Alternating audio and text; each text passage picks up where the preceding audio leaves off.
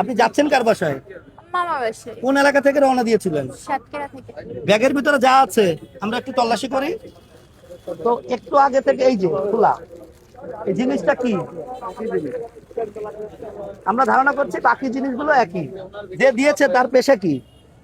যে আপনাকে উনি এগুলো ব্যবসা দিয়েছে, করে। হ্যাঁ? ইন্ডিয়া থেকে সাবান শ্যাম্পু এগুলো এটা কি কম ওই বেশি। জাতীয় কোনো প্রসাধনীর এখন ভাই কিছু এটা হতে আমি পারে?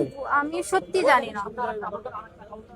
দেখেন তো ব্যাগটাকে আমরা তল্লাশি করেছি, এগুলো সব আপনার জিনিস তো?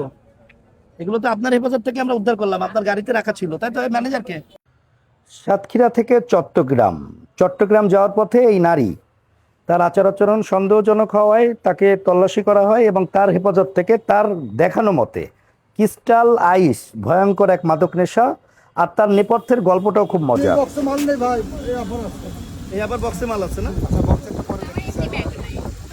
এমনি ব্যাগ নাই। আমাকে বললেন আপনার কোনো বক্স নাই, বক্সের মানে ভিতরে আপনি যে বললেন না লাগেজ, আমি এটা বলছি। কি আছে নিচে? নিচে এমনি ব্যাগ আছে। ব্যাগ আছে।